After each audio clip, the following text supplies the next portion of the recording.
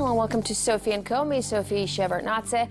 With nearly 6 years of war in Syria and over a dozen other conflicts around the world spreading turmoil and uncertainty, a wave of human suffering is forcing thousands of people to flee their homes in fear. As the conflicts become more complex and the world more interconnected, how do you stabilize an increasingly volatile global order? Well, we asked the author of best-selling books, The Black Swan and Anti-Fragile, risk analyst Nassim Taleb. With unrest and war engulfing the Middle East from North Africa to the Indus River, and the world's major powers being pulled into the sinkholes of civil war, is a global confrontation on the horizon.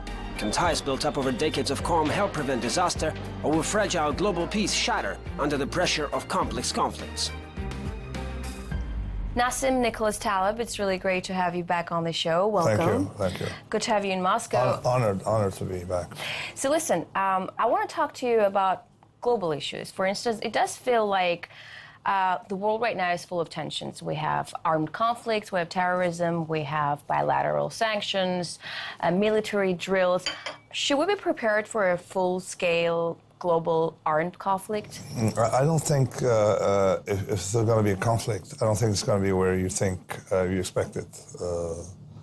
It may be in some other part of the world than the obvious one, because you have vaccinated people on both sides of this conflict, if you see what I mean. The United States and Russia have been managing their conflicts for now. So they're immune to conflict, you're saying? Not immune, but they know how to handle it. I'm more worried about India, Pakistan. I'm more worried about places where things can get out of control. Not the relationship between the United States and Russia are like those between cousins. Who, they don't get along, but they know how to handle their differences. Well, let's talk about the obvious conflict right now that everyone's concerned about, and that's Syria, and we see how major powers are trying to make a difference there to no avail. Okay. Do you feel like this could turn into another Lebanese war that lasts for 15 years? So the thing is, there is one central element to the Syrian conflict, that it's not something that came out of nowhere. It's not like a spontaneously grown Arab Spring. The Syrian conflict was, that's the West didn't get.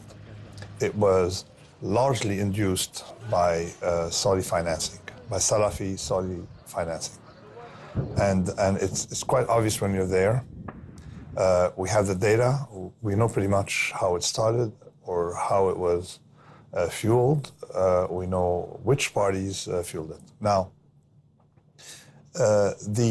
I don't think that the alliance, or if you want to call it an alliance, or this working relationship between the United States and Saudi Arabia is something permanent.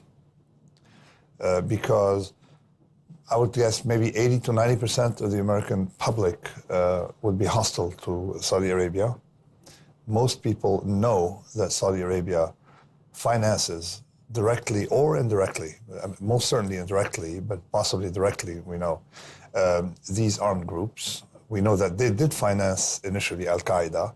We know that they will finance future armed group. It's their religion to, it's based on jihad. Saudi Arabia is a Wahhabi state that is, very similar to ISIS, okay? So we know that.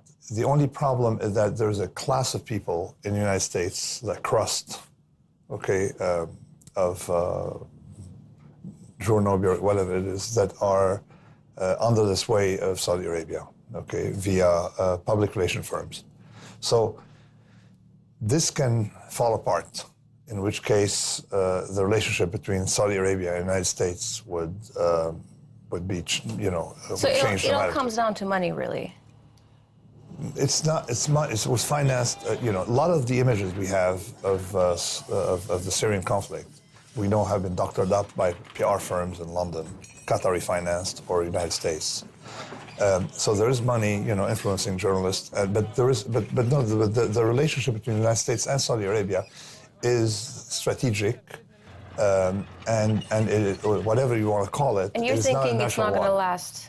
Eventually, I think that either because oil prices would drop to the point when... Even further down. I think because the dependence on the United States on oil is much lower today than it was in the past on foreign oil, and because we have other sources of energy and people are seeing it coming. So all those factors that you've just cited, Yeah. how will that play out in the ending or not ending the conflict of the Syria? Because I can't see the United States continuing an alliance it would not be a very, very comfortable alliance with people who engineered September 11. I mean, it's very hard you see, at some point, the contradictions of a foreign policy, would emerge. Because the Americans, in fact, are also fighting Al-Qaeda. You see, when you're fighting ISIS, you don't know who you're fighting. So there's a contradiction in the American policy where I'm fighting ISIS and I'm supporting the moderate rebels, but the moderate rebels are sort of not really moderate. There's no such thing as a moderate rebel, in my opinion. There's no such thing as moderate Salafi. Rebel is a rebel, yeah, and terrorist is a terrorist. Exactly, like someone who is half pregnant, it may exist, but definitely not in that kind of environment. So so that would definitely lead to maybe some alignment of interest between the United States. So you're thinking if the two major powers come together and start fighting terrorism, that would actually put an end to the Syrian war and eliminate terrorists in Syria? I would say no. It would change the scenery in Syria, where you would have the West less hostile to Russia. No, to the regime, to the Syrian regime, and then you have another thing. Don't forget Europe. Europe, by now they've had it. France, for example, with Salafis, they've had it. Okay. And the Salafis are much more of a threat to Europe today. So they have no interest in having a Salafi victory in Syria. But tell me something. The way you talk about countries in crisis in your books, it would seem that Syria should come out of this conflict less fragile. Is that a fair assessment, or is it going to disintegrate? Not quite for Syria, because you have Syria is unnatural. It's maybe they call it natural state, but you have if you partition Syria, which is something nobody wants to consider. At some point, people did consider it. The part that's Mediterranean, non-Sunni, the Mediterranean, that'll be Alawi, Christian. And we can call them urban Sunnis, more like the Ottoman Sunni. That part will be definitely much stronger. They will get rid of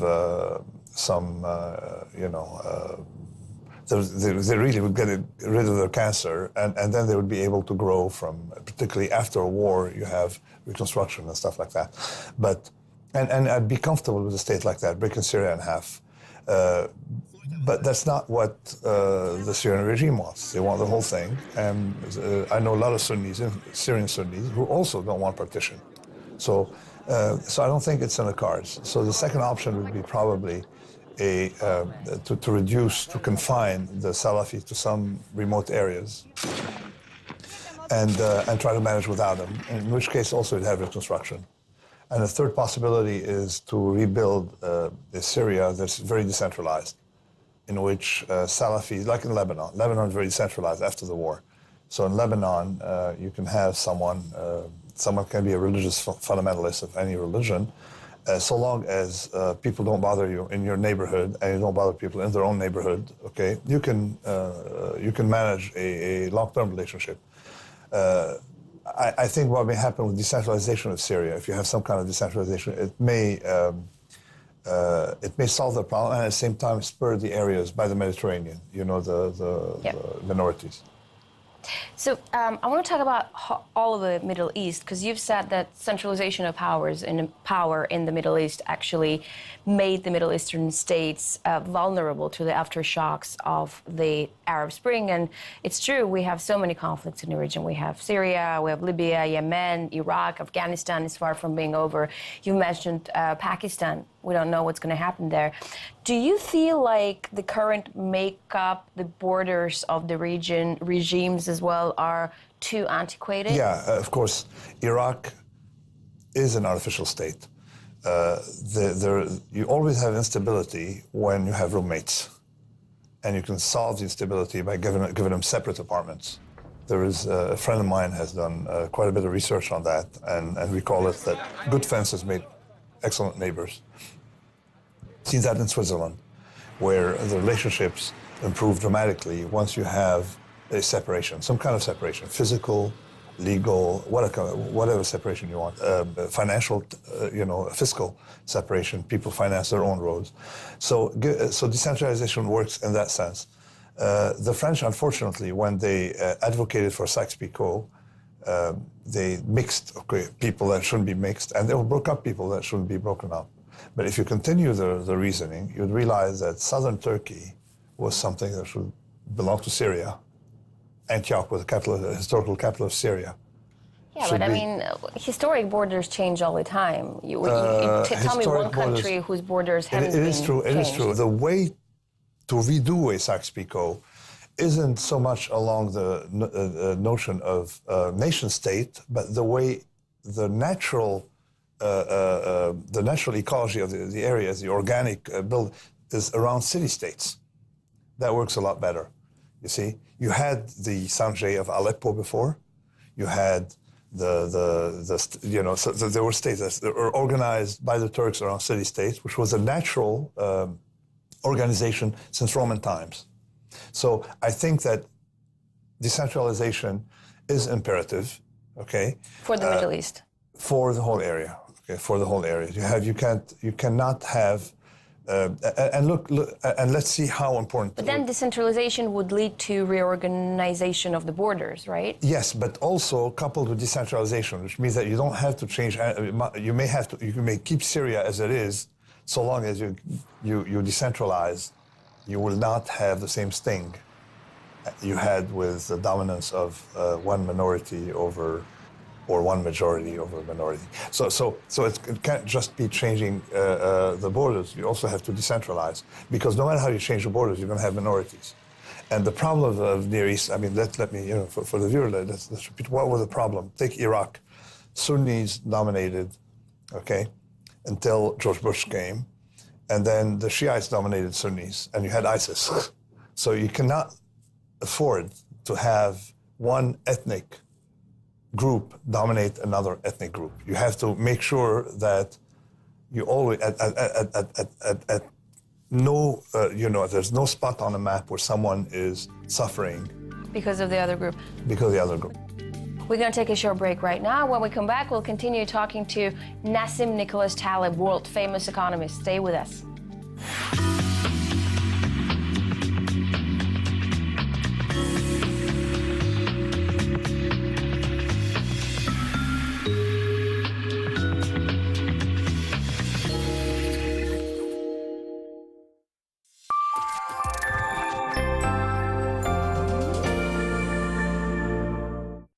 Here's what people have been saying about Redacted tonight. Give it to us. Redacted is full-on awesome. The only show I go out of my way to watch every week. It really packs a punch.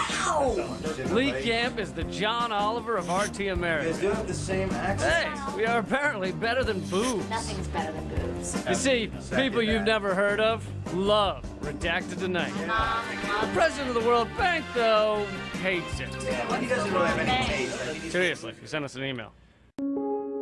Children are the most vulnerable when it comes to chemical products.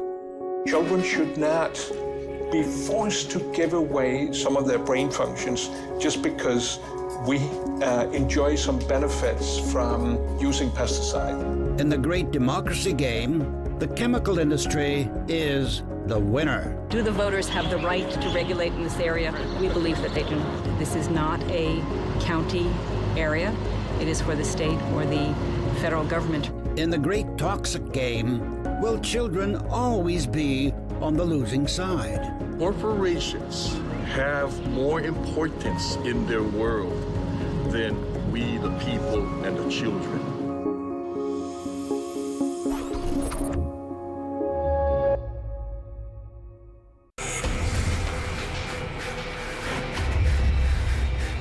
Speechless. People live here, they work here, in the garbage. y a de mis compañeros de aquí, de los que trabajamos, y les conté, mire, les dije, tengan cuidado porque el cementerio se va a venir. If you kill the garbage dump, where are the 10,000s and thousands and thousands of people going to work? What are they going to do? Where are they going to go? This is the only thing they have. The dump is like a beast because it is eating us bite by bite. And sometimes we are so used to it.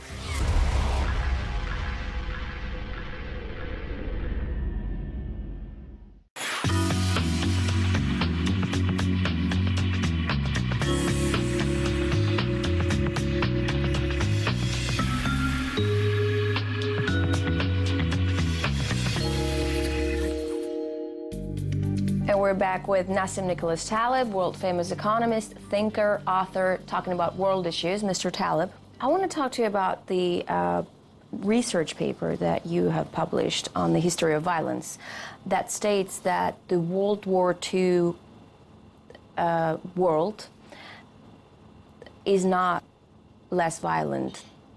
Exactly. That it is still as violent as it was. Exactly. Tell me more about it, because people do tend to think that post-World War II is less violent than it was. Okay, and let me, it's a very simple way to explain it. I don't have the numbers in my head exactly.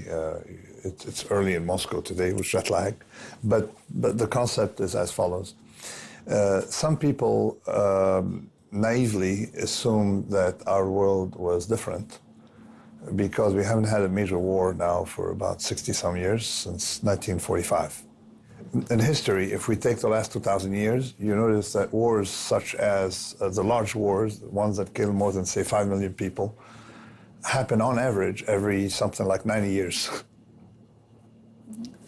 Wars that kill 5 million in today's population. So to make claims that we're not going to have, there's a drop in wars, you need much more than 60 years. That's the first statement. And the second one is that we have had quite a bit of near misses over the past 50 years. You remember in the 1960s,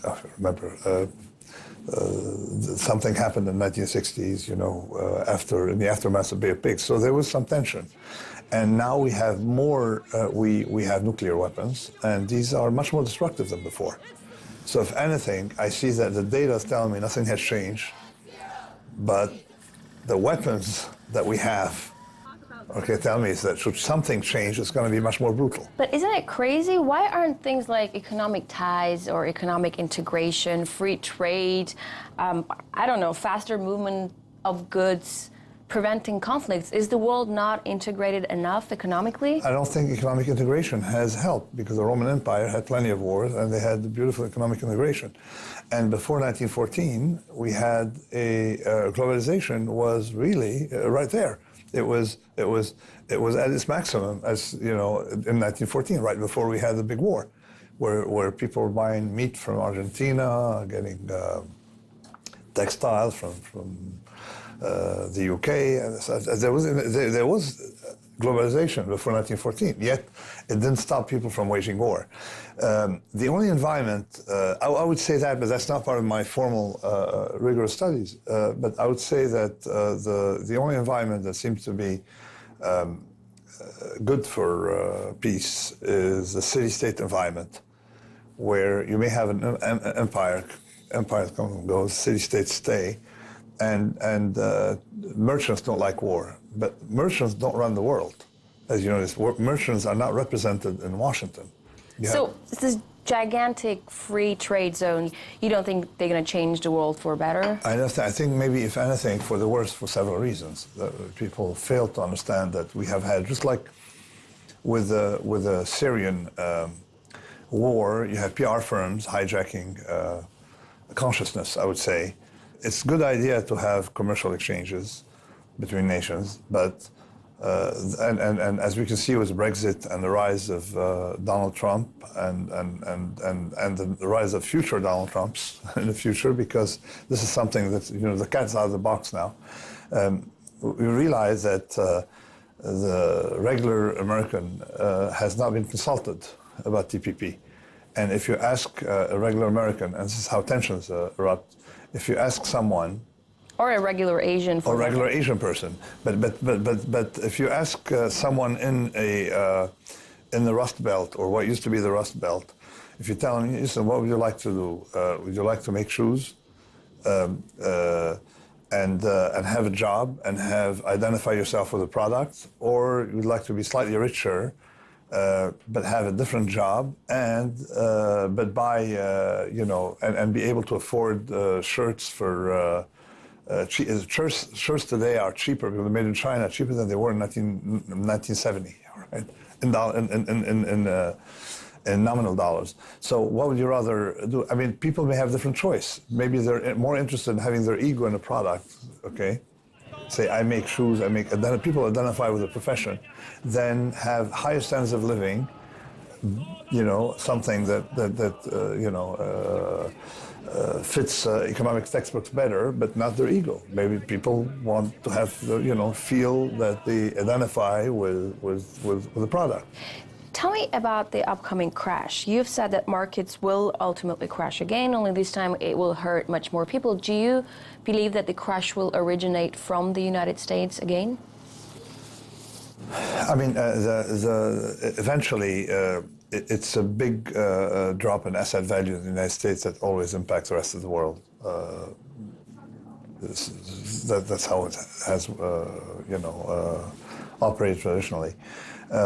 What has happened in the United States is we have a bunch of civil servants completely clueless about the risks of the system. Now, the same people, of course, were asked to get us out of the crisis. And what did they do? The only thing they've done is lower interest rates. Okay. Now, when you put interest rates at zero, first of all, there's no evidence that zero is better than 3%.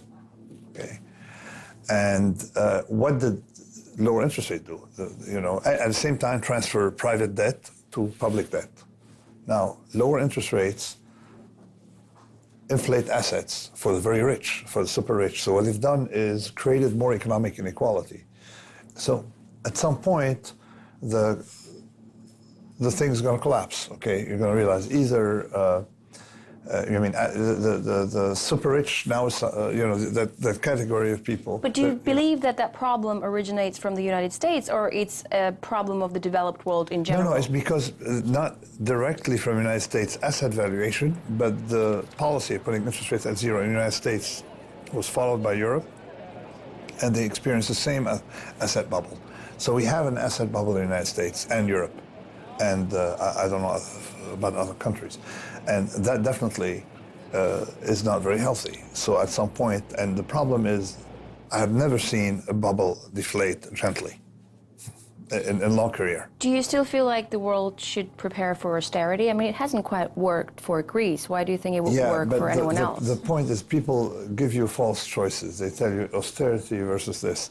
In the United States and in Europe, they did not do any structural changes. Okay, they didn't realize you don't cure debt with debt. So if they call curing debt with debt, okay, or avoiding curing debt with debt austerity, there's something I don't understand in the way they think. They don't realize that the crisis came because we had too much debt in the system, and that if you want to avoid future crises, you have to have a system that can function better without being, burdened with debt. And you need also structural reforms. You need to do something structurally to allow people to start companies more easily. They did not realize that was a problem. So they give you a false thing: austerity versus tightening versus easing. It's not. The problem is not at the monetary level. You see, you don't solve a severe structural problem with monetary policy. Like no more than you solve cancer. You try to cure cancer. Or mitigate the effect of with painkillers. So monetary policy is a painkiller.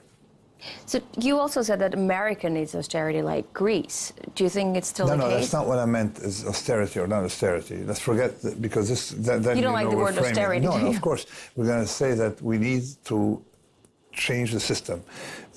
What they call the reverse of austerity is what? Putting interest rates at zero, where regular people can't borrow. okay, but who can, but the very rich can still borrow, and you have an asset bubble. Is that what the opposite of austerity is? I mean, I don't understand. Let's talk a bit about the perception of the European Union that you have. You've said that it is inevitable that it will collapse. Yes. Why do you think so? Like, if we don't take Britain because it's a separate thing, I don't really think any one state wants to leave, because continental Europe would rather act together and have more clout than act separately, no?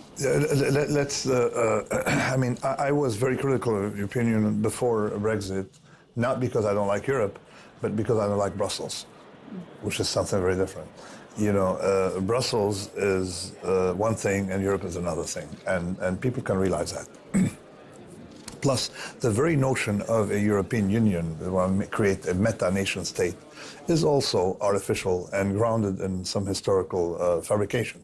And let's take, they're modeling it after the Holy Roman Empire, which was neither holy, nor Roman, nor an empire, you see. The natural, visibly Roman Empire became Constantinople, as we all know from this part of the world. So what is it modeled after? You have a Europe that's the Mediterranean Europe, the land of the butter, the land of olive oil, and then you have the land of the butter, okay? So what the English or the Brits have discovered is that they would like to be part of Europe, but they'd also like to be part of some other group as well. And they don't want to go to Brussels to ask for permission to have some kind of trade agreement, or whether it is separately with the United States, people who look like them, talk like them, speak the same language, think like them, have the same legal system, okay, and have historical bonds, right? So it's the same, or they'd like to have, they don't want to have to go to Brussels to ask for permission to hire Indian chefs, okay? You know, for their quota to hire. What if the bureaucracy structure in Brussels changes and it's less top to down? Okay, so that top-down problem of Brussels is, but let me tell you what happened was metastatic bureaucracy. If you build something from a bureaucratic thing, particularly that you don't have, even a nation state to back it up, you end up with people doing the following. They're legislating the speed of windshield wipers on farms in great detail, with inspection and stuff like that, and burden on people, you know, on things they say they want to manage your security.